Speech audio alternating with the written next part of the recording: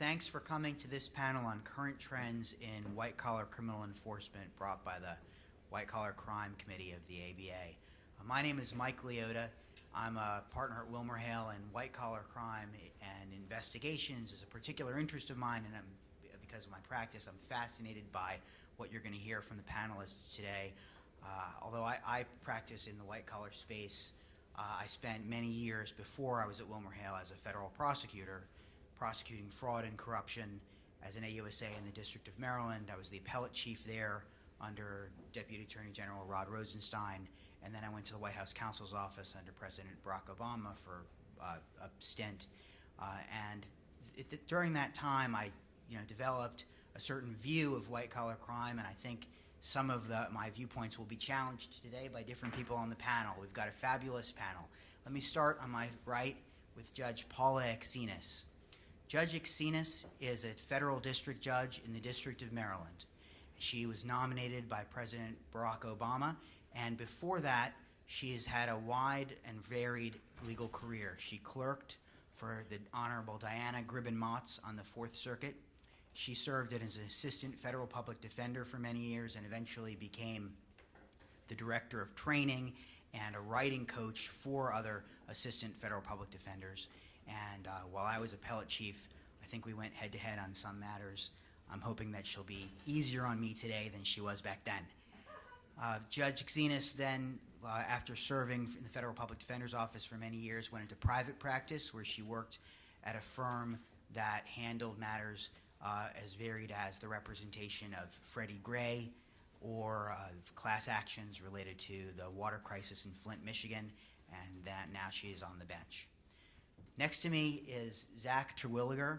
Zach is the 62nd United States Attorney for the Eastern District of Virginia. He's also had a long career in public service. Before serving as President Trump's nominated U.S. Attorney, he was the Chief of Staff to Deputy Attorney General Rod Rosenstein. He's served in various other positions in the department. He's been on the Hill as counsel to Senator Chuck Grassley, Judiciary Chairman Grassley, and he served as an AUSA in the Eastern District, where he's tried numerous cases, including a case against MS-13 that became the basis for a novel that, by no coincidence, my wife wrote. To my left is Zoe Polson. Zoe is a legal and regulatory risk counsel at KPMG, where she's served for the past 10 years, having an in-house view of internal investigations. And before that, she served as an attorney at Williams & Connolly doing white-collar work and other kinds of work in Washington, D.C. She clerked on the D.C. Circuit, and D.C. District Court. We're glad to have her here today. And then next we have Ms. Maithili Raman. Ms. Raman is the co-chair of Covington & Burling's white-collar crime and investigations practice, where she represents companies, institutions, and individuals in matters all around the world. Before that, she also had a long career in public service. She served most recently as Assistant Attorney General running the criminal division during the President Obama's tenure, and she had a number of high leadership positions in the department under various United States attorneys general, including, I believe, both Loretta Lynch and Attorney General Holder. And before she came to the Department of Justice, she was an AUSA, she was an appellate chief in the District of Maryland, and she ran the Southern Division of that office, again with and serving under now Deputy Attorney General Rod Rosenstein. And she's also clerked for Judge Francis D. Murnahan on the Fourth Circuit, whom I also clerked for, so I have a warm spot in my heart for Murnahan clerks. So that's the panel. It's a fascinating group of people, and we're here today to discuss a series of topic areas and how they may be developing under the new administration and differences that you might see in the way white-collar crime is prosecuted today versus how it was prosecuted years ago. And we're going to cover a handful of areas today. We're going to talk about trends in investigation. We're going to talk about trends in enforcement priorities first, and then in how the investigations take place. We'll talk about trial trends, and then we'll talk about some trends in sentencing, and I think that'll take us through our time, and I'll try to keep my eye on the clock so that we can save a little bit of time at the end for any questions you all might have. So let's start with trends and enforcement priorities. Zach, let me ask this first question to you. I understand that Attorney General Sessions, when he took over the department, had a set of priorities that may have differed. In what way does the Attorney General's priorities today differ from those of his predecessors? Sure. Thanks, Mike, and thank you for the introduction. Thank you all. Can you all hear me in the back? I tend to project anyway, but if I'm not close enough to the mic, just raise a hand. And I should start by saying that I am here in my official capacity as a U.S. attorney. However, I'm not speaking on behalf of the department. So for those of you writing client updates and whatnot, throw that asterisk in there. But I'm happy to. I hope I can speak candid and really get to the heart of some of the issues here today. And I'm looking forward to the next hour and a half with you. I was supposed to say that, but I unfortunately am not reading my script, so I apologize for that. Everyone here is speaking in their official capacity. Their individual capacity. So you all could pay for me to come here, but what I say, you cannot hold the department accountable. So not on behalf of any particular employer or entity. So I had the pleasure of landing at the Department of Justice on January 20th, actually the day before, on January 19th, 2017. So I think I can say definitively I've been there from the start, and only recently have I come over in the U.S. Attorney role. And the Attorney General has made very clear what his priorities are, at least to those within the department. And those are national security, reducing violent crime, opioids, and what I would describe as rule of law. And so I think white collar really fits in under that rule of law component. And there's aspects of those other things, opioids, violent crime, national security, that as well as immigration, that dovetail into white collar. Obviously, one of the things we're doing on our opioid strategy is healthcare fraud. You've got a lot of people overprescribing. You've got a lot of people who are pushing narcotics out there that are then legitimate narcotics out there that are being diverted, and then they're seeking reimbursement through Medicare, Medicaid, TRICARE, et cetera. So you've got, I can tell you in my own office in the Eastern District of Virginia, we are not reallocating our white collar prosecutors to violent crime slots the way they have, I think, here in Chicago and elsewhere. But we are focusing more and more on opioids and things that dovetail in with these other rule of law components. One of the things I think that you heard, if you heard Rod Rosenstein, the Deputy Attorney General, talk yesterday, it was all about the rule of law. And one of the key aspects of, I think, all of white-collar enforcement is integrity in the marketplace, that it's even for all who are competing, and making sure when there's frauds and swindles, we hold folks accountable. So the other point that I want to make, even though there's been this rhetorical or this rhetoric has changed, I think you did hear certainly Deputy Attorney General Yates, and you heard to some extent Attorney General Holder and Attorney General Lynch talk about sort of the aftermath of the 2008 financial crisis. I think based on when they came into those positions, there obviously was a massive focus put on white collar, and Mike Lee was there and lived it and can speak much more eloquently about it than I can. But I do want to just let you know some real statistics out there, just in case those of you who have felt some slowdown in your practice or are worried, or your fellow partners are asking for projections. 21 individuals were prosecuted by the FCPA unit in 2017, and that's approximately twice the number of any other year. So while there may be some belief that we're backing off in the white-collar space, what we're really doing is doubling down in our other areas. So I'll leave it with this, but the Attorney General pushed out 300 new AUSAs, federal prosecutors across the country, and those went to violent crime, immigration, and opioid slots, so no one got a plus up in white-collar that I'm aware of. However, it's not as though those other slots went away. So we are doubling down in some areas that are priority areas for him, but I believe, and I think the numbers show it, that we are continuing to engage in robust corporate enforcement. So, Mike Lee, Zach mentioned your service under prior administrations. Do you feel like the priorities have changed? So I served for almost 18 years, so across many different administrations. So I've seen different. Sorry, you're waving because you can't hear me. Yeah, I think. Sorry. Let me pull the microphones. Yeah. Is this a little better? Yes. Okay. Thanks for doing that. No, so I served before I joined came into private practice, I served for almost 18 years in the government, and so served across a lot of administrations, and understand, of course, different administrations have different priorities. But, for the most part, I would just echo that there are basic core priorities that always animate what the department does. Violent crime always is important. Major drug cases are very important. White-collar crime is important. Public corruption is incredibly important. There are certain things that the department always makes sure is at the forefront. And there are times that there is like a up and down, depending on what the enforcement priorities are and what the needs of the country are at the time. But I would say, for example, FCPA enforcement over the last, I would say, 10 years probably has, I think, Mike, you'd agree with me, has just steadily increased.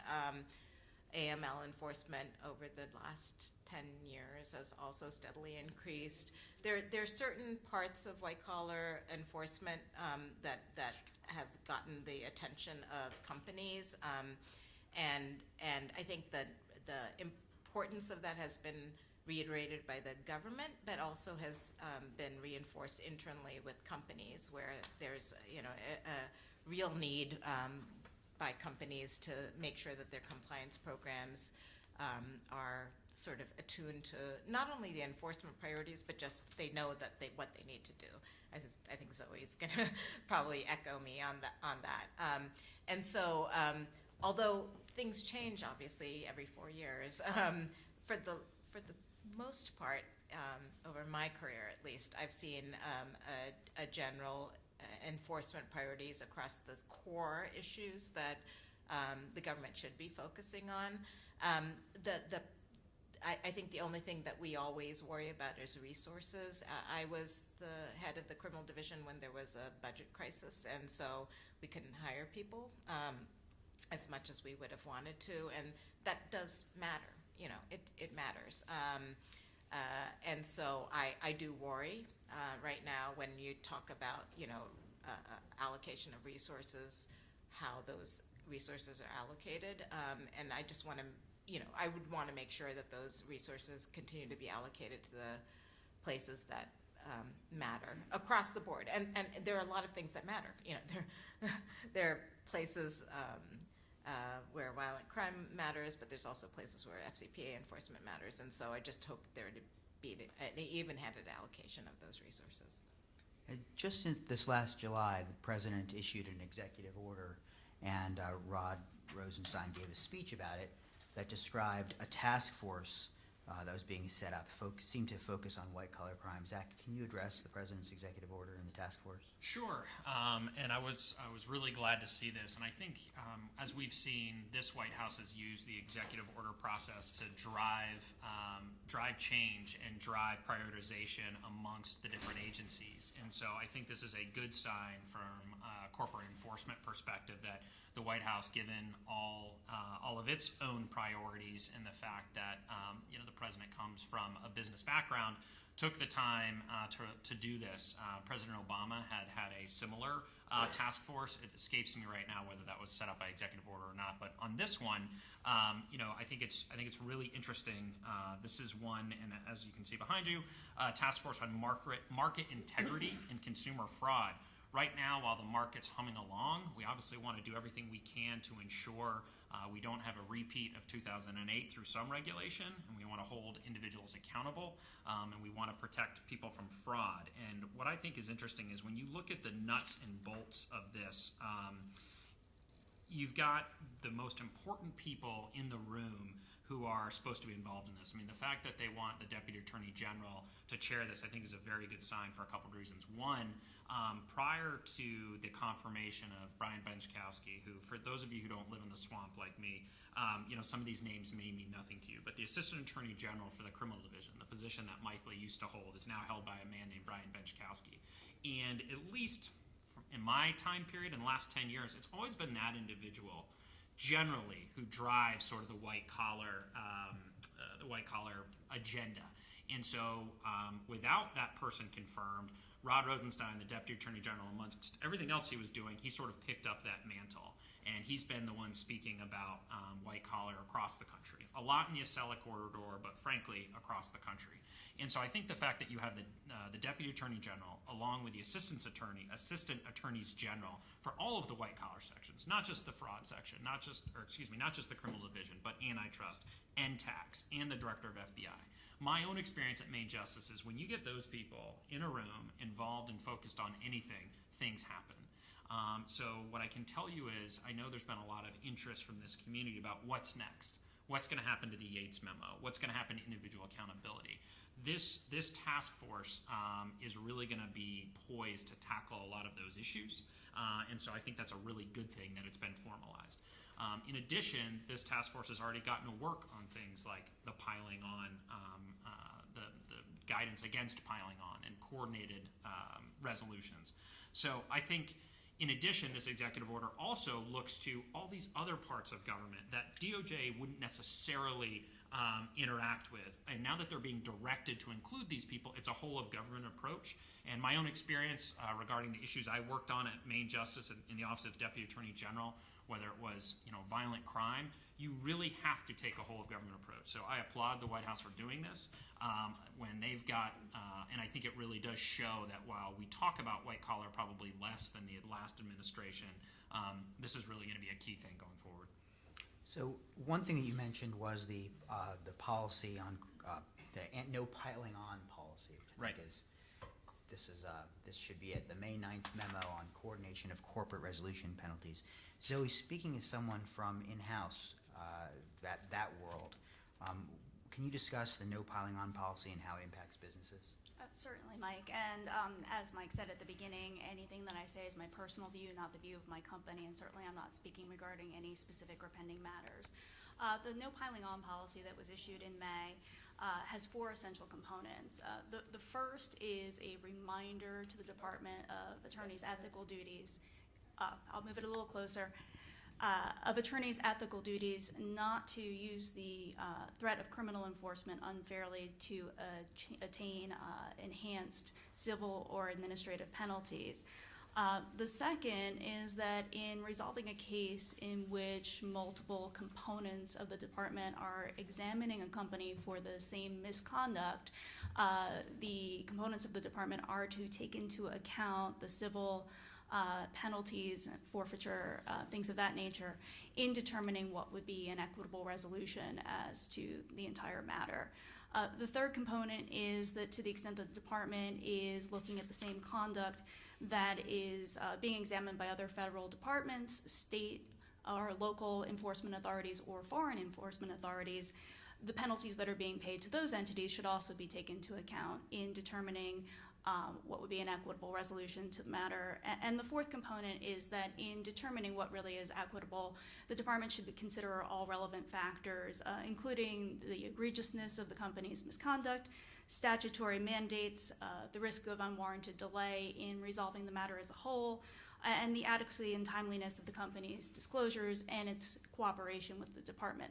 So in some ways, this is not necessarily something that is completely new. I mean, certainly to some extent, prosecutors have taken into account what other departments or other federal agencies had been assessing with respect to resolving matters. But by making it a formal policy, as the Deputy Attorney General Rod Rosenstein has explained, the idea is to prevent a piling on, referring to the football analogy in which a player is down and tackled and a number of other players just pile on top.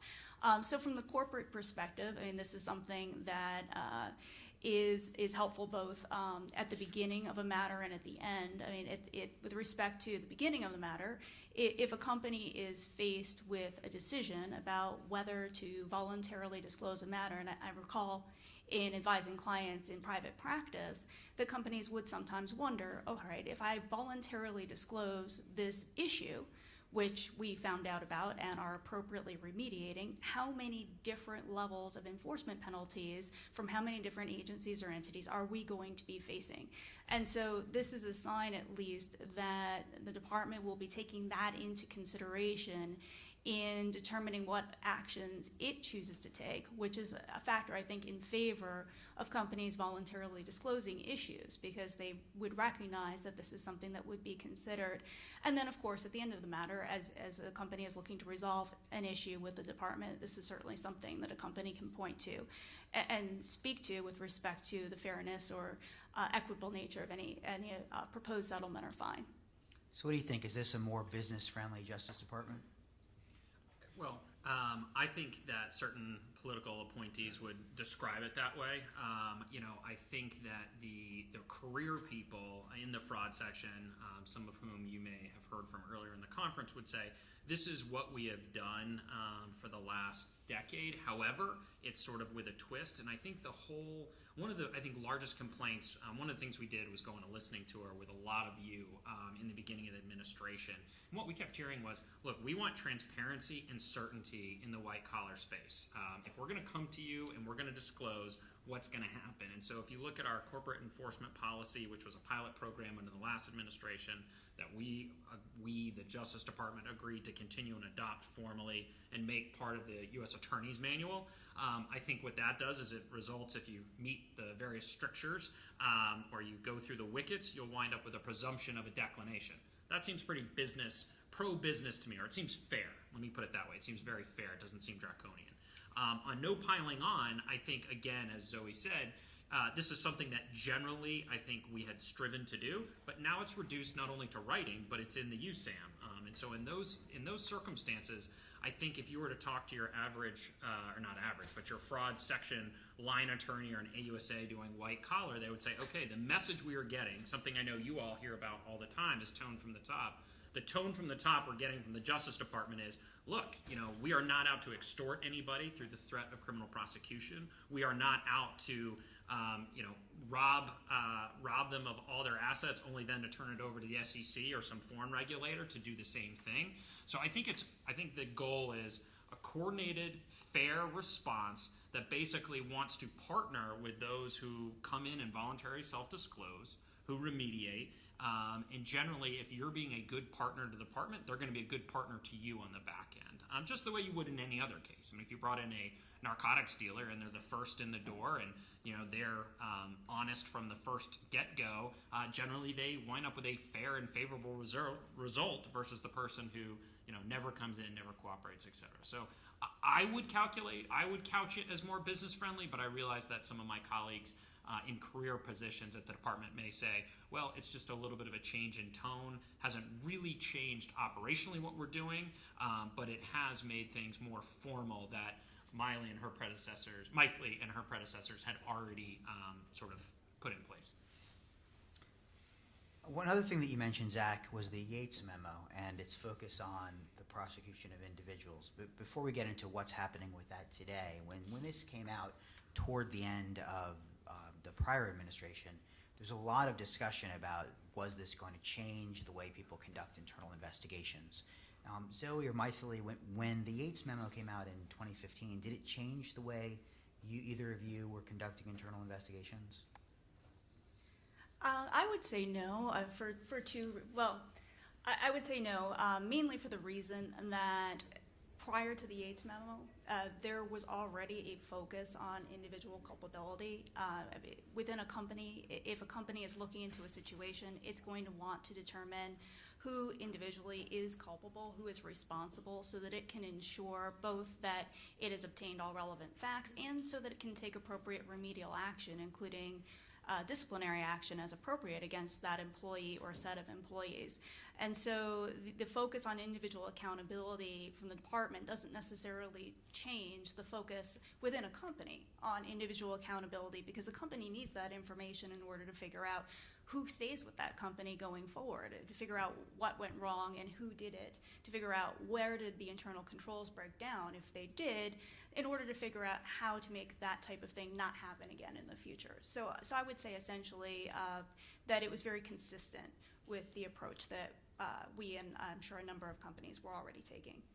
And I think just to add to what Zoe said, corporate liability, as everyone knows, is sort of derivative of individual liability. So no matter what, whether from the government's perspective or from the company's perspective, you're always looking at whether there's individual liability that can be attributed to a company. And so I think that's always been a focus and must be a focus if you're looking through it through the frame that you should be assessing it. And so I think the only thing I've seen, one thing that I've seen that's different is that there's, because of the Yates memo, there's a little bit more of a interest in getting people their own counsel earlier within a company, which I'm sure many of you have experienced. And so, as opposed to waiting a little bit longer to get your own counsel for their individual counsel for each individual, I think a little bit more pressure to get people their own individual counsel. And I'm sure, Mike, you've seen the same thing. Yeah, I think that's right.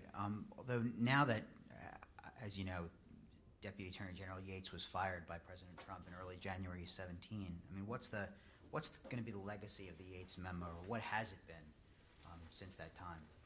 I mean, my own take is I don't know that well, certainly, I mean, the statistic I said earlier that, we've had 21 individuals in 2017 prosecuted by the FCPA, and this was twice the highest number we've ever had in the past. I don't think we've moved away from individuals, and I've heard the Deputy Attorney General echo that sentiment almost word for word that Mike Lee did, that he really does see corporate liability extending from individual actors and corporate actors, and the liabilities derivative there. I know he feels that way, and because he's sort of played an outsized role in white collar until recently with the confirmation again of Brian Benchkowski, I think he feels that way. So in my mind, certainly being on the enforcement side, I don't know that there's been a huge shift.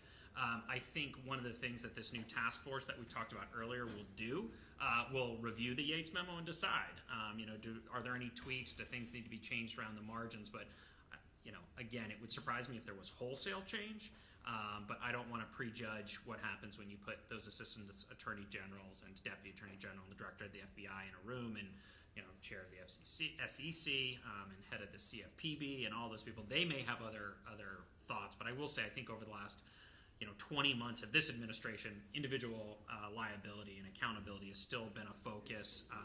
I know that the Deputy Attorney General has joked he does not need another Rosenstein memo, so he may or may not look to change the title. So I think for him, the idea would be, look, is there things that we need to change? Is there anything that we've learned from the process? But I don't get the sense that he's going to change it just for the sake of changing it. And then, as you all know better than I do, this goes back very far. I think we can go even prior to the McNulty memo. That's the first one that I can remember, but I'm sure there were those before it. So each deputy's attorney general, or not each, but many of them have put their own gloss on it. I don't get the sense that this deputy attorney general is looking to put his name on any further memos, but they will. I think they'll likely chew on it. And Matt Miner, who just came in a second ago, I think you're going to hear from later today, is going to play a key role in that task force. So he may have some more thoughts on that, but I'm sure that task force will look at the Yates memo. So before we leave the topic of trends in enforcement priorities, Judge, have you seen any changes in the kinds of cases that are being brought in your district? Hi, everybody. So it's really interesting to hear what happens on the front end, right? Looking at my wonderful colleagues, their end of the telescope, because it's so much about the top-down policy and the drive, I think, from corporate organizations. It makes sense to avoid prosecution, to avoid ever coming into a court like mine. So I don't see a lot of what you all are discussing. By the time, and I'm in the District of Maryland, I sit in Greenbelt, which is a bedroom community of Washington, D.C. I take some Baltimore cases. So we're not in, the Midwest, where many of you are. We're close to the swamp. But we see a very localized version, I believe, of white collar. And one of the emerging trends, which has been going on for years in Greenbelt in the Southern Division of Maryland, but equally so in the Northern Division, is public corruption. And not public corruption on the federal level, but on the local level. What's noteworthy to me is the most recent body of Supreme Court law is starting to affect these cases. And so if you look at the trend between Sun Diamond, Skilling, and now McDonald, the trend is really to try to refine the world of bribery, to define the world of bribery, to make it easier for you all to understand on behalf of your clients what it means to take or receive a bribe. Where it's coming into my courtroom is under a different statute, 666, which many of you may have had, which is the analog to 201. 201 is when federal officials are bribed or accept or receive a bribe. 666 was enacted because the question was, does 201 reach local officials and local delegates, state delegates, county delegates?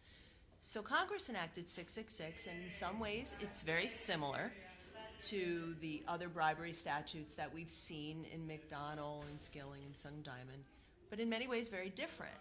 666 requires that the local agency, one element, is that it receive at least $10,000 of funds a year from a federal agency. Well, that's a fighting ground, and it's getting more interesting. Second, 666 requires that the benefit involved in exchange for the bribe, and again, I'm just trying not to read from the elements because that's really boring, is that the value received is greater than $5,000. That's different than 201 and 1346, and it requires the government to come on in and explain what the value of the bribe was. On a local level, that can get kind of messy. But at the end of the day, the same issues that you see in McDonald and Skilling and Sun Diamond are coming up in 666 world, and that's twofold. One is, does 666 require a quid pro quo, a this for that? And two, does it require an official act? And the lower court case, the way this is playing out in lower courts is varied. So there's a circuit split on whether a quid pro quo is required under 666. I think that's going to get buttoned up at some point. I think that there is, it should be at least for what it's worth. And two, whether the same official act requirements that we see in McDonald will be imported to 666, because the language in the statutes is very different. Where this gets fought out, as you probably know from cases like Skilos, is in the jury instructions. That's where the rubber meets the road for judges like me, and my colleagues and I have seen that play out. The third place in these kinds of cases where I think there'll be trends and developments is when the bribe involved is cloaked as a campaign contribution. Now the First Amendment is at play.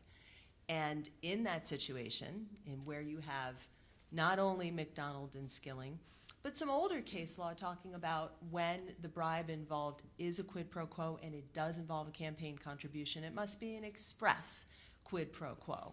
It must be the this for that must be with both parties understanding that this is a bribe and not a campaign contribution, and there's a heightened level of proof in that regard, and we saw that in Menendez. Well, this is all getting played out in these local prosecutions, which are noteworthy to me because they are very high dollar, they're very high resource. To go back to Mike Lee's point about when you've got local AUSA, local U.S. attorney's offices that are wondering where to put their dollars. These are high resource investigations that take many years and much coordination to actually crack the egg. But with great, in my view, I think the reason why we're seeing them in our district is because we've had in our communities decades of local corruption. And there's been, at least with respect to the District of Maryland, a concerted effort to break that down generation by generation, and I'm the most recent iteration. So very different than what you're hearing from on the front end, and I'll be interested to hear from you all as to what you're seeing play out in your courts, but we're seeing a lot of public corruption. All right, thank you. And let's move now to the next sort of area that we were going to discuss, which are trends in investigations. Now, so putting aside the enforcement priorities, when the government is actually investigating a white-collar case, there was a lot of discussion in the news these days about tensions, let me first start by looking internationally. Tensions between the United States and our traditional allies in the trade space, and unusual activities between the U.S. government and some countries that were our traditional enemies almost. And I understand, however, that those tensions may or may not be playing out in our interactions with these governments' law enforcement agencies. And I wonder, Zach, if you can speak to whether there's been any change in the U.S. government and the Justice Department's cooperation with foreign law enforcement agencies along the lines of what we see when the president goes to a G7 summit. Thanks, Mike. Yeah, I think I won't take the bait on that one. I think that at least from my perspective, and you should know, I feel very blessed to be up here talking to you. But a lot of this work obviously gets done by the folks in our fraud section at what we call Maine DOJ. And so prior to coming to this, I wanted to make sure I had the most up-to-date information. So I sat down with our acting fraud chief, a woman named Sandra Moser, and the head of the FCPA unit, Dan Kahn, just to make sure what I was saying was not only in line with what's happening, but reflected what was actually going on. And so when this particular question or type of area I thought we might get into came up, I asked them, and they said, we've seen an unprecedented amount of international cooperation. So despite what you may see on cable news and some of the information that's going back and forth, that apparently, if you're going to take the premise of Mike's question, which I don't, has not had a trickle-down effect. And in fact, there have been these really strong coordinated resolutions across the board. And one of the things that goes to piling on and going to our corporate enforcement policy and to the, quote, pro-business friendly administration of the Sessions Justice Department are these coordinated resolutions worldwide. Because if you're going to avoid piling on, that's not for all of you, as you know better than I, and as everyone up here can attest, that's not just domestic regulators. Now you're talking about a lot of regulators overseas. And so there were a couple cases, or quite a few actually, where we have been able to reach resolutions internationally. And on those cases, it's been a division of the remaining assets, and it's been by the way those assets have been divided has been where the harm occurred. So there's been certain cases where 80% of what the Justice Department gets out of a corporate resolution is going back to the country where the harm was most prevalent. And so some of the cases and you may hear more about these this afternoon, but Rolls-Royce was an example with the UK and Brazil, Odebrecht, which was Switzerland and Brazil, Embraer, which was Brazil. There's Societe Generale in France. So these cases are examples where there have been not only corporate resolutions in the United States with the Justice Department, but they were resolved overseas. And the reason there were those overseas resolutions where there was a division of the assets amongst the countries is because we had law enforcement partners. So I think we're actually at an unprecedented place where we're having that international cooperation. And I think, I'm sure others up here will correct me if I'm wrong, that some of that is when it's almost like asset forfeiture. When at the end there's going to be, quote, equitable sharing amongst the investigative entities, it pushes you to partner versus the big bad U.S. just comes in, investigates, and keeps all the money for itself. So I really do credit my colleagues in the front office of the criminal division and really at the fraud section for engaging this type of conduct. And I think what I'm being told is year after year, month after month, we're actually getting more and more individual regulators in overseas countries who are wanting to partner with us and wanting to join with us. And Maithili, you're seeing investigations around the world. Have you seen any change in the cooperation between U.S. law enforcement and foreign law enforcement? Well, year over year, the cooperation has increased. I mean, I think that's undeniable. I would say probably in the last 10 years, every year. And I think it cuts across administration because, honestly, it's to the benefit of law enforcement and it's to the benefit of companies that are under investigation to make sure that there's a coordinated effort. Any multinational company that's under investigation wants to try to wrap up their matters at the same time. And frankly, from a law enforcement point of view, having a coordinated resolution is only better. I mean, it drives the resolution home. And so there are countries with which the U.S. has gotten special relationships over the last few years, which maybe 10 years ago you wouldn't have expected. Like, I don't think we would have expected 10 years ago that Brazil and the U.S. would be cooperating. The UK and the U.S.'s relationship has gone up and down, but it's always been, in terms of law enforcement, has always been pretty steady. There are many others that are sort of surprising and good, but it comes out of like a desire to make sure that there's a coordinated resolution for most of these law enforcement investigations. It's a good thing for law enforcement. It's definitely a good thing for companies to be able to wrap things up at the same time. And so to be able to drive that in at the same time, who would have known 2 months ago that Malaysia would be a partner of the U.S., but they are now. So, I mean, these are the things that happen, but it's sort of organic, and it's a good thing for the government to be able to try to drive that forward, and it's a good thing for us to be able to force that forward as well. But I think it's a little opportunistic, right? It's country to country, and it's era to era, but I think over the course of time, overall, there's been increased coordination among many countries. With these increased foreign investigations comes a lot of unique challenges in terms of gathering information, gathering data, and there was recently a dispute between the United States and Microsoft along these lines. Zach, would you mind addressing this case? Sure. So, and I know some of us were more close to this case than others, and I played no role in it, but what I've been told, and I watched it closely, is you had the Microsoft Corporation case, which Michael, correct me if I'm wrong, but that was that was a Sixth Circuit out here, right? So since we represent Microsoft, Okay. I'm not talking about that. Okay, fair enough. I didn't mean to. I knew that, and I didn't mean to make her violate her recusal. I just couldn't remember a factual question.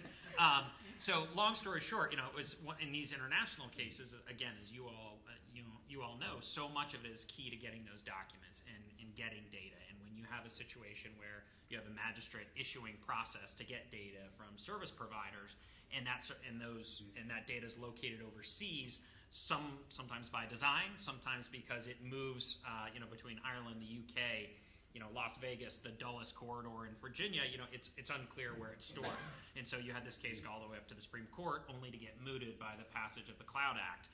And so the Cloud Act was a perceived huge win for the department, and I think for these cases in general. And my understanding, and I don't pretend to be an expert on the Cloud Act, but basically says, now if you're a U.S. service provider, internet service provider, and you store data, it doesn't matter where that's stored. When we get a lawful process, you have to comply. Now, the one thing about that is if you're not a U.S. service provider, or that data is stored overseas and we're still going to be subject to an MLAT, you got to get people to agree to this. So if you're a service provider, and while you have clients clients in the United States, but you're based overseas, it's funny, I think in preparing for this, if I talked to the tech folks, they would say, oh, everything's been resolved. The Cloud Act solves everything. If you talk to the fraud prosecutors, they would say, well, we'll see. And so I do think in these cases are always going to have challenges with getting evidence overseas. I think the Cloud Act was a huge win, and ultimately, as we watch the Cloud Act be implemented internationally and we get some good case law surrounding its enforcement, I think it'll just become that much more robust.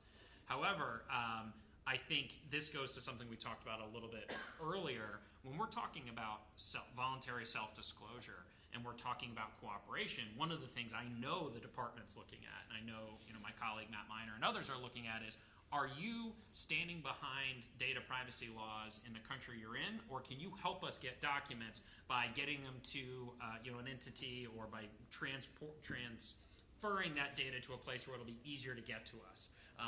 Cooperation really means that you are helping to facilitate the disclosure and transmission of those documents. So I don't think this problem is solved worldwide, certainly, and it's only going to get more and more difficult as the world becomes flatter and flatter. But I do think this is a huge step in the right direction. But I see both this and the fact that so many of these records are all electronic and the volume is so high, it's going to continue to make these international cases that much more difficult. So shifting gears again a little bit to another investigations trend, there has been some case law this year that has raised questions about the scope of the attorney-client privilege and how, when we conduct internal investigations in a context in which we may later want to cooperate with the government, how can we do that in a way that protects the attorney-client privilege? Zoe, the case of the SEC versus Herrera is a case that has garnered a lot of attention. There are a couple of others, one of which WilmerHale was involved in, that we have that I've kind of pulled out that might be relevant. Would you mind addressing how this impacts your work in internal investigations? Certainly.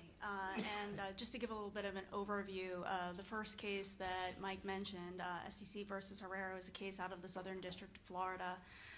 In that matter, a law firm had conducted an internal investigation for a client regarding irregularities at the client's Brazilian subsidiary.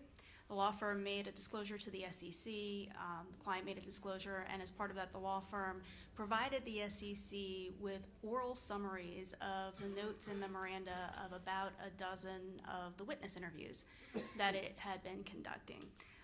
The SEC brought an enforcement action against former executives of the subsidiary's Latin American organization, and they in turn subpoenaed the firm's notes and memoranda of internal investigations that had been summarized for the SEC.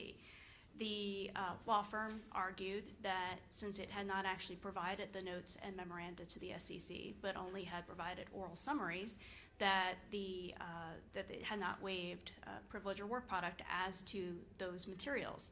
The court rejected that argument and ordered the law firm to produce the notes and memoranda to the defendant's counsel of the interviews that it had summarized for the SEC.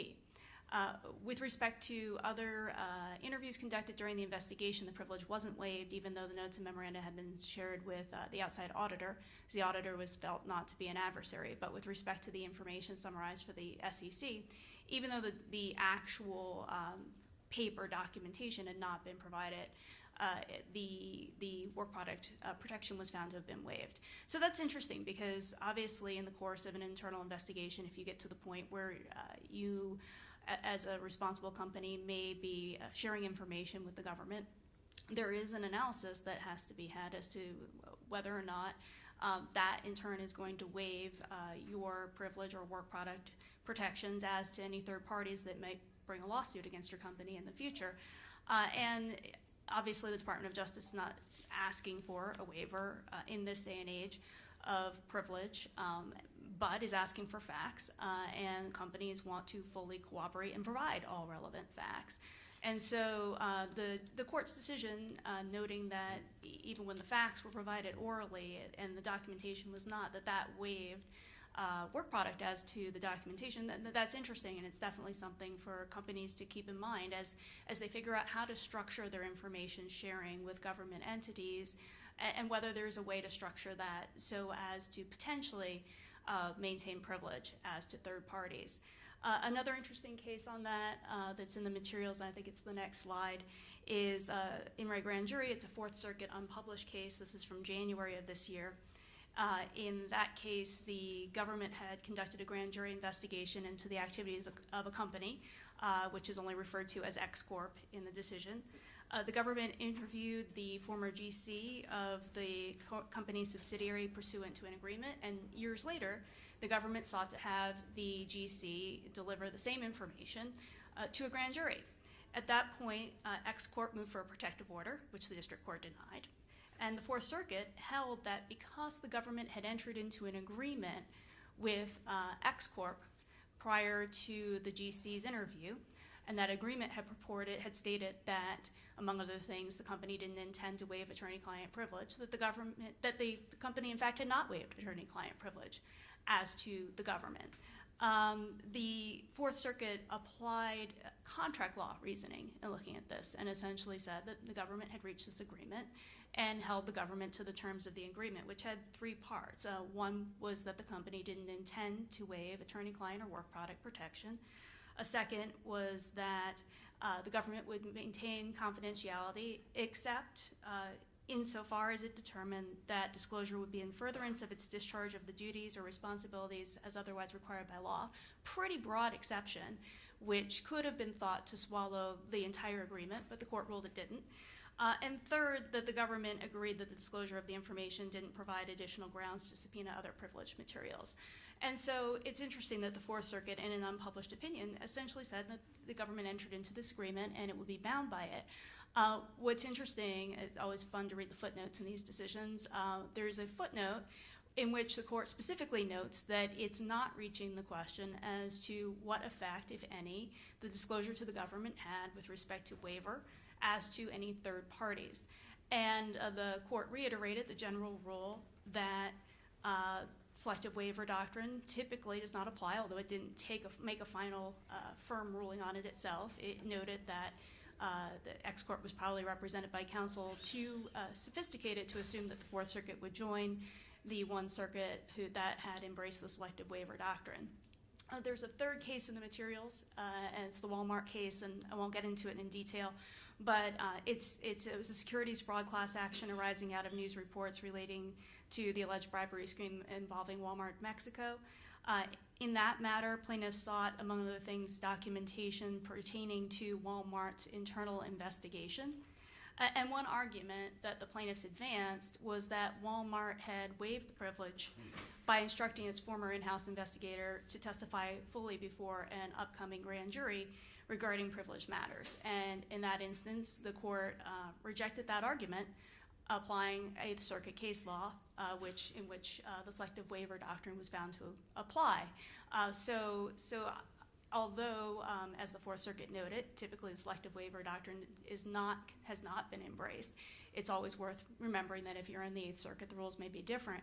I think these are very interesting developments because they feed into the idea of if you are trying to figure out what is the best way to cooperate with the government, what is the best way to present these materials, do you want to do it orally? Do you want to see if the government is amenable to reaching an agreement? That agreement may not protect you against third parties, but it may be useful if, say, you inadvertently produce something and you want to claw it back, or if you want to later litigate about the scope of the waiver that you may have effectuated by disclosing documents to the government. These are just cases that I think it's worth considering in determining not obviously whether to cooperate with the government, but how exactly is the most effective way of doing that in light of the possibility of potential civil litigation down the road. Thank you, Zoe. All right, let's move to the third area that we're going to discuss today in terms of trends in white-collar enforcement, and that is trends related to trial. And in specific, we've heard a little bit, Judge, about public corruption cases, but to follow up on some discussion earlier about the problems of bringing data overseas, I understand that there's been a lot of litigation recently about the use of large amounts of data in trial, and that it's caused some difficulties for courts as they're handling discovery. How are courts addressing these issues in your experience? So again, my justice is local. I'm coming from Maryland, but I have the pleasure of working with Judge Paul Grimm, who is one of the leading authorities on the rules and discovery. And I find myself talking more and more to him about the need in criminal cases to import some of the thinking from civil cases. And as discovery becomes more complicated in the white-collar context, where we're seeing not banker boxes being delivered, but terabytes of discovery, and the need, though, to keep the Speedy Trial Act and the constitutional speedy trial proposition alive, we're at a real crisis in how to deal with it as a court. Historically in our district, and I practiced with both Mythly and Mike, we as defense attorneys took a very hands-off-the-wheel approach. We were given what we were given. We made the best of it up until trial. We were grateful for the 1 week we had of janks, possibly two if we could twist the AUSA's arm in a white-collar case. But we really didn't rely on the court for intervention. That's changing. So what I'm finding is that in very voluminous white-collar cases where terabytes are being turned over and I wish to keep speedy trial alive, I am becoming more interventionist.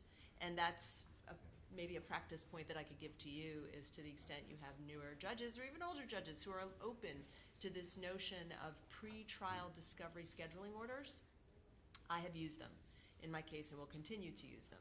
So things like milestone dates by which not only discovery is turned over, but in what format and in what, not only what format from its source, the source production, if we make sure that when it's turned over to the defense attorneys, they know from where the discovery came, but also what format in terms of don't just turn over PDFs that are not searchable and can't be dumped into a database. So pretrial disclosure, deadlines, pretrial meets and confer, so that both sides are talking about, are you using the same databases when you are exchanging discovery or when the government is producing it. When we get into trial, I'm setting milestone dates for things like not only hot docs, but hot docs connected to witnesses, and with a 4, 5, sometimes 6 week tail. So from the first day of trial for the government, that sets a 6 weeks back by which the government must turn over on a weekly basis witnesses and documents. Charts, summary charts, they're often used, they're very powerful, but if they're not turned over in advance, the defense has really no meaningful opportunity to challenge them. So those also have a 6 week tail. Experts. I give milestone dates for experts because one of the places I found as a criminal defense attorney, I was very light in the loafers, was using experts properly. Once I made the jump to civil work, really learn how to pick your experts, prep your experts, and attack the other side's experts. We need to do a better job, in my view, of that on the criminal side. So I set dates well in advance for expert disclosure so I could deal with them more specifically on the pretrial front. And that dovetails, I think, with my final point, which there have been some rule changes in this regard. And so if you're looking to the self-authenticating provisions of 902, take a look at 902, 13, and 14, because they're dealing with ESI specifically. And this is a place in which defense attorneys, I think, have to understand how these provisions work, because they provide for electronic discovery and for processes that use electronic discovery to come in as self-authenticating unless challenged by the defense. So 13 is a new rule that allows for self-authentication when there is a process or system that produces an accurate result. So all of the time we get in trial cell phone, cell site data, and other electronic devices that are used to generate Cellbrite reports that come from cell phones and iPads, to generate reports that are then used in discovery, all of which is subject to challenge as being just not self-authenticating, all of which has to be done in advance, all of which you can ask your judge for pretrial milestone dates.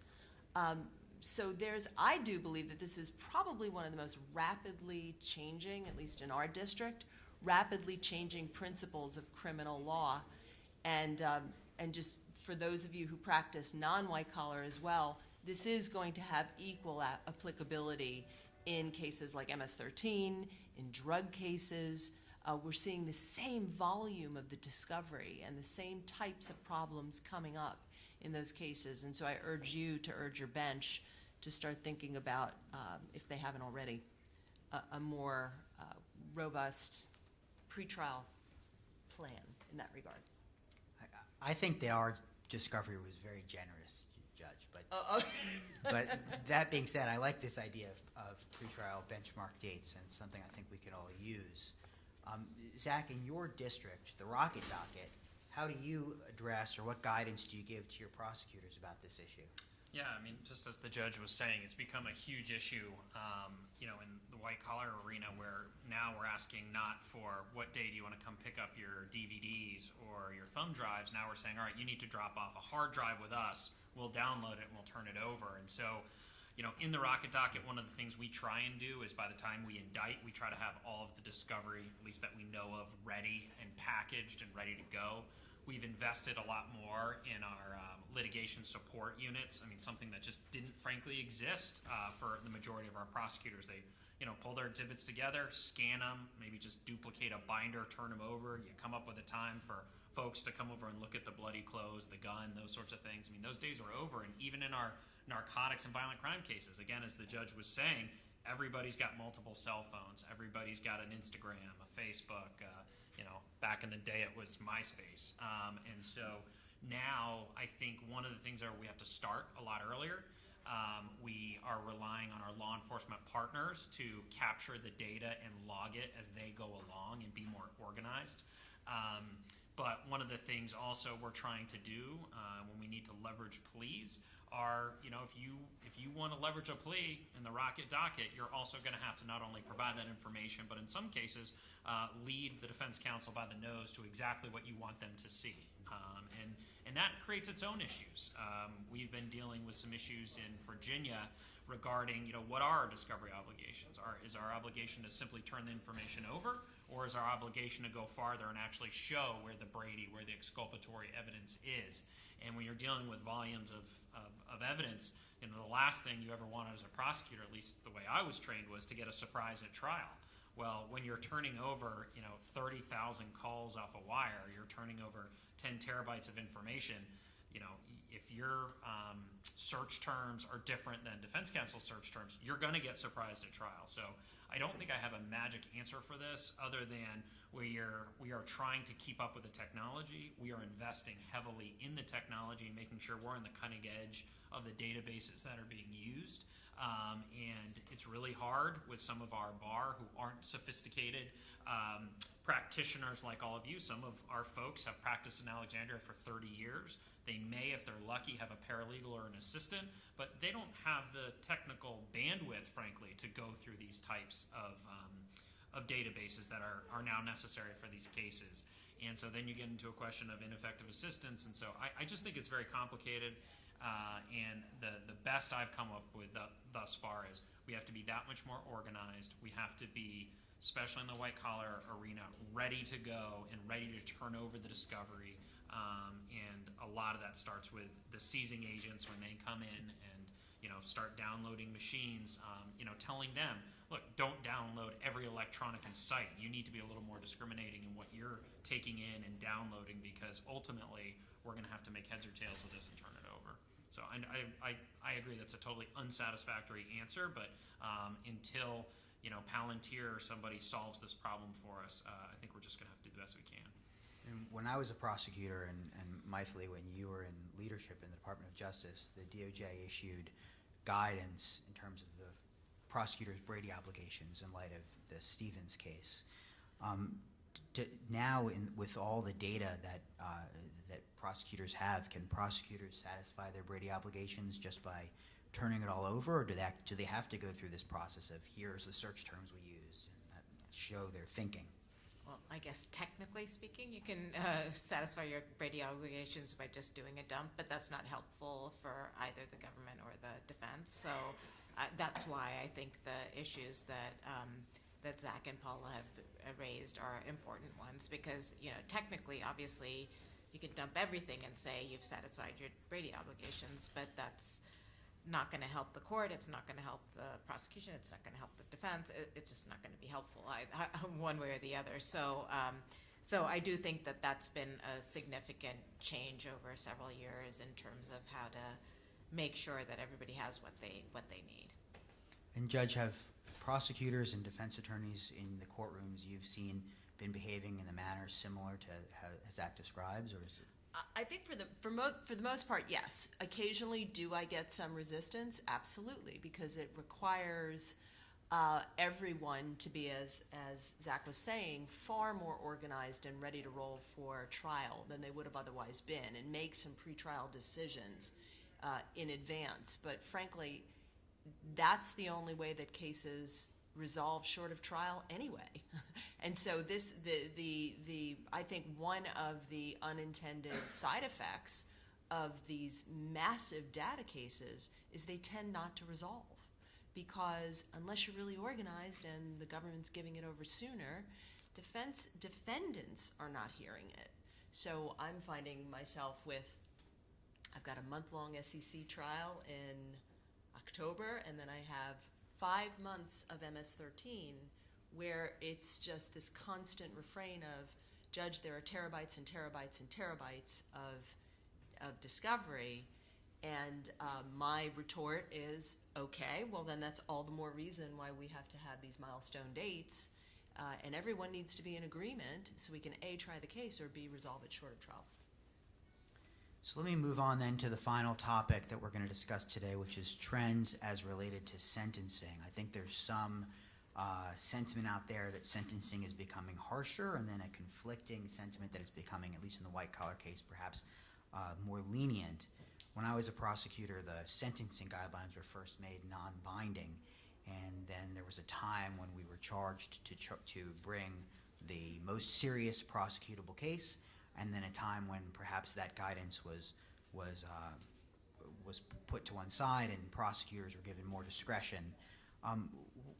Maithili, let me ask you first, what was the approach in the prior administrations toward the question of whether prosecutors had to charge the most readily provable and most serious case, or the discretion that was given to prosecutors? Yeah, no, like you, Mike, when I was a baby prosecutor, like sort of the most serious, readily provable charge was the sort of milestone. Is you sort of come up with the most serious, readily provable charge, you get to that point, and in court you advocate for the most serious sentence. And but there's overcrowding in the prisons, and there's a reality, and there's people can disagree, but there was a need to change that, at least in my view, and I think in the view of people with whom I worked in the last administration. And so at the time, although it's nice for young prosecutors to have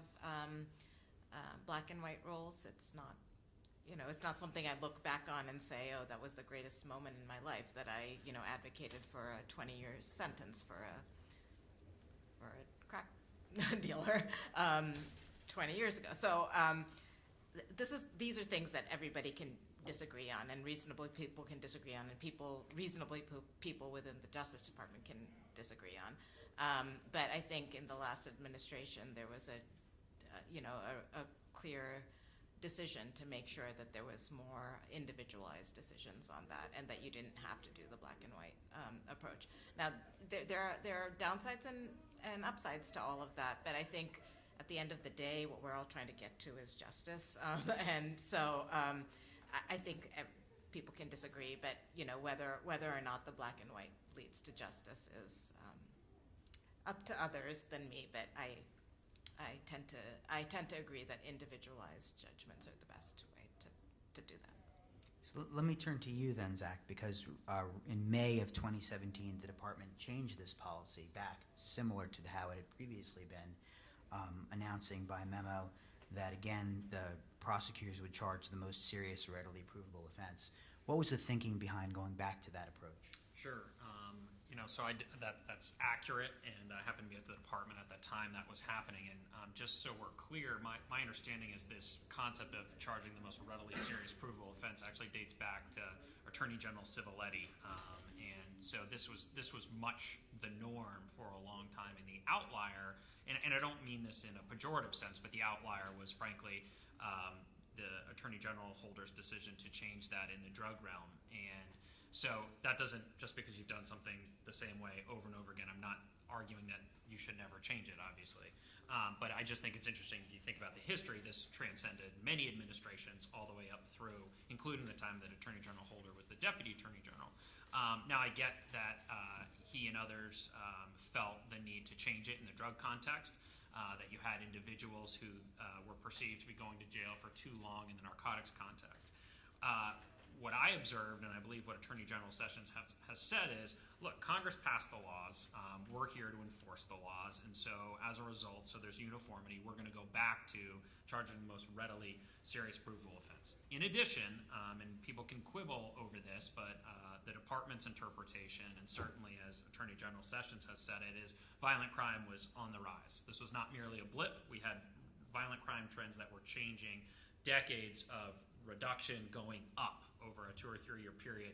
And in his mind, he stated very clearly that we are not going to go, quote, soft on crime at a time when violent crime is going way up. However, I do think the most important part of his policy, and I think this is something Michael and I would agree strongly on, is an individualized determination. What his policy had, unlike many of the other policies, was what I would call sort of a fail-safe. And that fail-safe was, if you are not going to pursue the most readily serious provable offense, then you have to document it in the file and get U.S. attorney approval. And I'll be the first one to tell you that that's discretion that I do plan to exercise and have exercised to avoid an unjust result. So while in the past it may have been implemented, and as a young prosecutor it was very helpful for me to just know, hey, this is my job, these are the laws that Congress passed. It is not up to me whether Michael Smith, and if that's a real person, I didn't mean it to be, John Doe gets 20 years or gets 40 years or gets 5 years, depending on how many mandatory minimum counts that I charge. This is the conduct, this is the price you pay, and if people are upset with it, it's up to Congress, not the executive branch, to change it. Now, this discretion has been built in such that if this is an individual, and we look at the individual and say, look, this would cause an unjust result, because while this person was armed during this particular conflict, these other factors were present. I, the U.S. Attorney, have now been empowered by the Attorney General to say, rather than serve a mandatory minimum 10 years in jail, it can be 5 years. So I would like to throw that caveat in there, that the individualized aspect of it that I think was part of the Holder charging policy is also part of the Sessions charging policy. It just reset us back to the most readily chargeable offense. In the white-collar context, a lot of that in my mind is either if you have identity theft, then you've got a mandatory minimum. And a lot of it's going to be driven by the loss amount. So I don't think you're going to see harsher penalties for white-collar litigants, or defendants rather, in the Sessions Justice Department. I think they'll be relatively flat. To me, that's really a question of, how good was the investigation and what judge are you before? I think, at least my own experience as a prosecutor and now as a manager is, and maybe this is unfair, but this is anecdotal at least, I see the discrepancy in sentencing by judges in the white-collar realm to be the highest. I find folks who commit serious violent crime or immigration offenses or other things generally get within a range. However, at least in the Eastern District of Virginia, we have judges who are going with an upward variance and downward departing for the same conduct district-wide. It does seem to be, this really is a question of, specific judges' feelings about white-collar defendants, at least my own anecdotal experience, but the judge may have different thoughts. Yeah, Judge, what do you see in terms of sentencing nowadays? So, listening to both Michael and Zach, a number of things have been knocking around up there. One is, like judges, prosecutors and defense attorneys come up culturally in different ways. And in our district, we're seeing AUSAs and FPDs who have come up in the generation of post-Booker. Booker was 2005. And so while we have the new memo, which has overtones going back to Civiletti and Ashcroft, and we were just talking earlier about the fact that Mike Lee, and I all practiced under the Ashcroft memo, and they all seem quite similar. Culturally, on the ground, it's very different. And so AUSAs are taking a much more nuanced and individualized approach in our district to each of the cases. And I got to push back a little bit, I think, on what you're saying, Zach, because I think that maybe what happens is when judges move away from an evidence-based sentencing practice is when you can get that kind of variance. But I do believe if judges stay faithful to the notion that it's based on the evidence, it's based on the individual evidence that's presented, it will even out, I think, in a more equitable way. And maybe because I fear that if we have this conversation about, oh gosh, individual judges are running amok, we're going to go back to the days of Senator Kennedy talking about the guidelines. And from a judge's perspective, that's absolutely not where we should be. For what it's worth, in my view, we have an as near perfect system as you can get from a judge's perspective. We have 30 years of wisdom and the collective data of the Sentencing Commission and the sentencing guidelines. but we also have a more mature evidence-based practice where lawyers come into court, prosecutors and defense attorneys alike, with evidence to justify a reasonable but not greater than necessary sentence under 3553A. It's, from a judge's perspective, it is both efficient but also the height of fairness because it's based on the individual facts. And so that's my plug, I think, for even in the white-collar context. Maybe the reason why there's variance is because many white-collar offenders don't have any criminal history. They've done very good things. They have good lawyers who are paid well to litigate their cases, all of which assists the court by bringing more mitigation that can maybe allow for greater variance. But for what it's worth, I don't think that the new memo has done much to change this very important culture that's come up, which is that it is an evidence-based sentencing practice. Yeah, when we were there, it was just a graph. You did the calculations, and that was it. And if you became a master of the guidelines, then maybe you'd eke out a couple points for your client, as a defense attorney. So I had another set of questions about the FCPA corporate enforcement policy, and there's been this recent declination that has expanded that policy outside the FCPA to give significant credit for voluntary cooperation. But we're running up on the end of our time. There's one more topic I just wanted to quickly touch on and then see if there's a question or two, which is the impact of a robust compliance program. Because I know that industry has often argued that if a company has a robust compliance program, then if there's a rogue actor who violates their policies and commits some crime, the company shouldn't be penalized for it. And for a while, DOJ had a dedicated corporate compliance official in the fraud section who could help evaluate corporate compliance program, but she resigned in somewhat dramatic fashion recently. So Zoe, let me ask you first, is the argument about a company's compliance program getting more traction with this administration, or have you seen any changes in the way that's having an effect? Yeah, Mike, just make 2 points to that question, and very briefly, since I know we're running low on time. The first is that there is a continuing focus on individual accountability under the current administration. You hear this very consistently in Rod Rosenstein's speeches. He's made the point that deterrence is against individuals, essentially, and that it's important to make sure that you're reaching individuals, because as Mike Flick pointed out, corporation acts through individuals. And so there is certainly a focus on individual accountability. And the second point is there is still an ongoing focus on the importance of corporate compliance programs. Corporations are viewed as potentially being part of upholding the rule of law, which is something we heard a lot about yesterday, in the sense of being able to make sure that their companies are doing what they should be doing with respect to complying with law. And in particular, there is a focus in a number of different areas on compliance programs. I know we skipped over the FCPA policy, but in the FCPA policy, there is a specific focus on compliance programs. Obviously, that is something that existed in the prior administration. It's not out of whole cloth. There's the evaluation of corporate compliance programs that came out last February.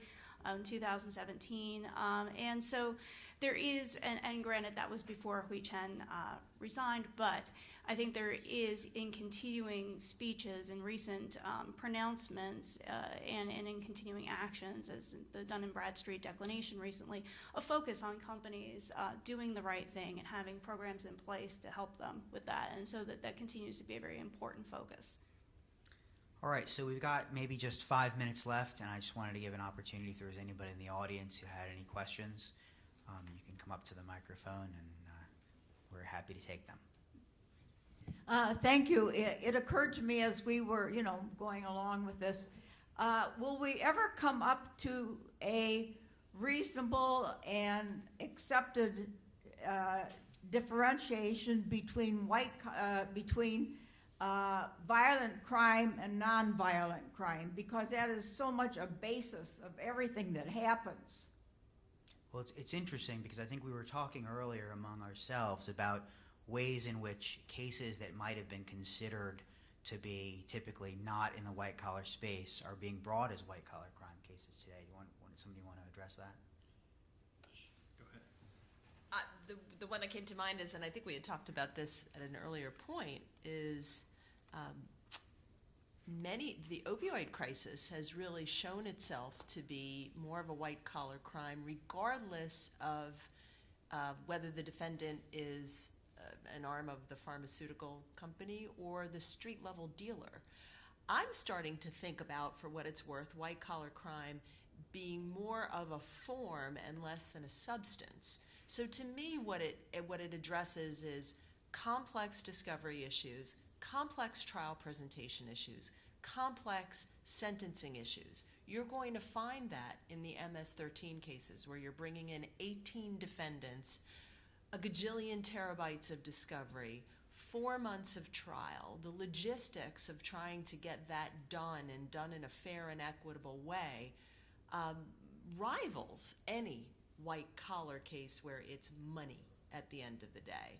So I tend to agree with you. I would push back on the fact that I'm not sure it's really a distinction that stays within the world of corporations anymore, and that it's rather a process-based distinction, or maybe it's complex trial versus non-complex trial. But I don't think that the concepts we're talking about today are limited to only, the 2B 1.1 fraud guidelines. I think they span the gamut. Sir. I practice here in Chicago. I have a question. Before sentencing, do you read the pre-sentence investigation reports and the recommendation of the probation officer, or you just read the memos that he cites in this?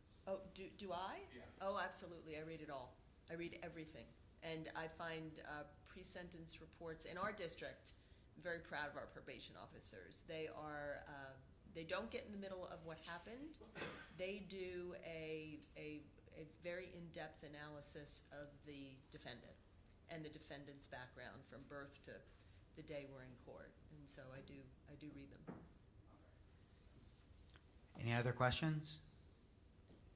All right, well, thank you all for your time. Oh, sorry, I didn't mean to cut you off. We have 1 minute. You can have your question. Okay, really quick. So, I think the no filing on memo is interesting, but a question I have about it is, why make it specific to corporations?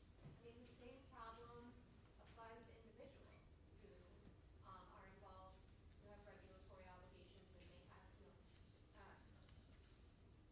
be involved in activities that span different jurisdictions. If there isn't favoritism towards corporations, why not put the onus on the government similarly with individuals to say, oh, it's not my problem, it's not, my place to have to coordinate with these other agencies, you need to do that. Well, I think we have a lot more protections built in for individuals already, whether it's the PEDIT policy or whether it's the fact that, at least in, for all intents and purposes, we generally do a much better job coordinating when it's not just money involved, when it's liberty involved. There's constant coordination, at least in my experience, and maybe this isn't fair, but I'll project out my own experience, which is if we're going to take something, the local DA is not going to do it. If we're going to get a criminal resolution and someone's going to be in prison, they're generally, the SEC and others are less encouraged about going after them because they're not going to be able to pay anything. Now, there may be debarment, there may be other things, but I think generally one of the reasons corporations get so beat up is because we are just talking about money, and it is easy for everyone to get a slice of the pie and then send a company out of business that has innocent shareholders. So my own thought is we already do that, and that's the way the system is baked in, but that's just my perspective. All right, thank you all very much. I really appreciate your attention, and I hope it's been as enjoyable for you as it has been for me. Please help me thank the panelists, and enjoy the rest of the conference.